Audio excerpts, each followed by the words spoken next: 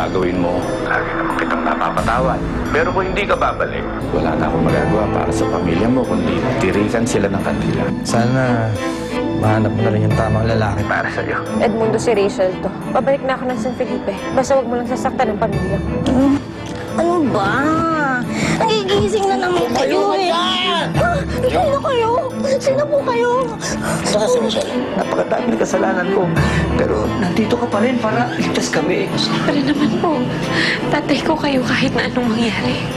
Dapat lamang na itama ko mga pagkakamali ko bago mahuli ang lahat. Gusto ko malaman mo ang totoo. Anong totoo? Hindi ka namin tunay na anak.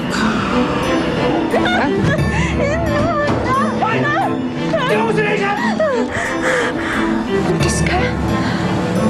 Alam ko magiging mabuti kang ina. Kaya naging mabuti ng anak sa amin. Patawarin mo yung tatay mo. Patawarin mo.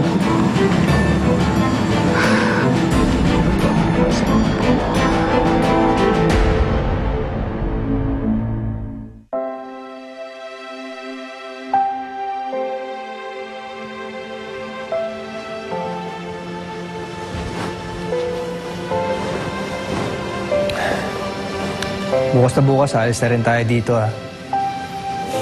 Nakakaya naman kay RJ dun sa kaibigan niya. Nga pala, tulog na ba yung mga magulang mo? Okay na sila. Oh. Para malungkot ka.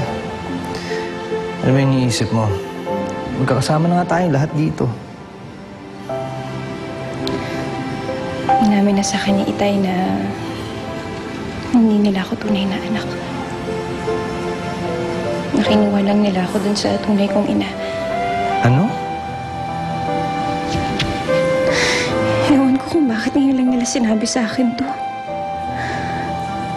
Kaya pala kung ibenta nila ako kay Mayor, ganun-ganun na lang.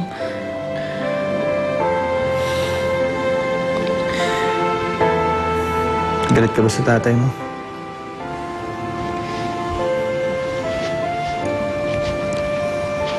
Humingi siya ng tawad. Hindi niya naman ginagawa yun eh. Alam mo, kahit anong mangyari, mahal ko pa rin ang tatay ko.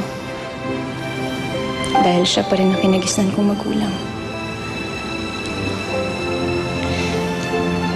Gusto kong makita yung tunay kong mga magulang eh.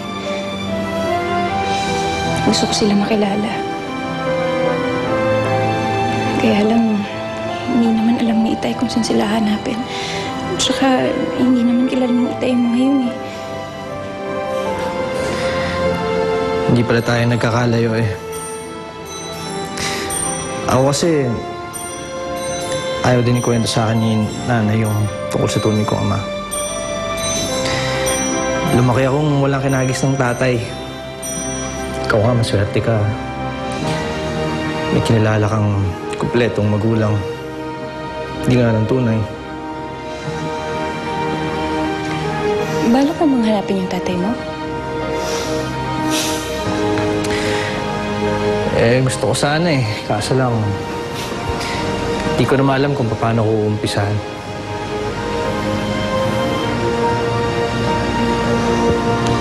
Alam mo, bagay talaga tayo, no?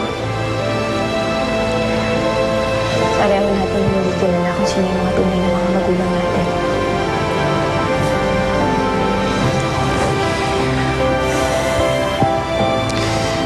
Kaya nga papakasalan na kita pagkatapos ang lahat ng to.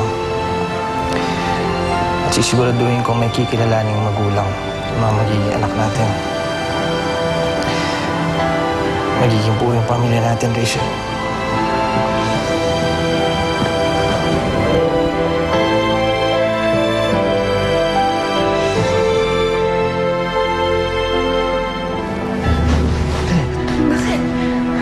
Tao dun ah.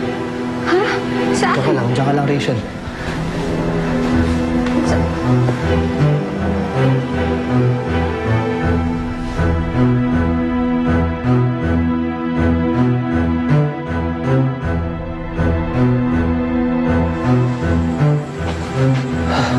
Baby? Parang nagulat ka. Kala ko sa ibang tao eh. Ba't di ka pa natutulog? Eto, papangin lang. Baka nga pala bukas, RJ, alis na rin kami. Nakakaya naman sa'yo tsaka sa kaibigan mo, masyado ka namin naabala. Ano pa ba? Hindi na ako naabala eh. Tsaka gusto ko rin kayo tulungan ni Rachel. Nasaan anak mo, Mateo? Uy! Nasaan si Rachel? Bakit sino kayo? Ikaw kailangan namin!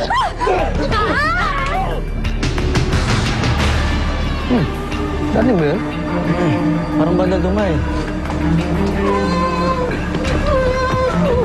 Beauty?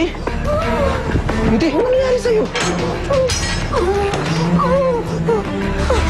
Nakapasok na yung mga tauhan ni Mayor sa bahay. Kanina pa sila nagmamasid. Umalis na kayo, dali! Sandali, sila Rachel nandun pa! Sandali, tay! Tigilan niyo kami! Ayaw kayo! Hindi na! Sandali!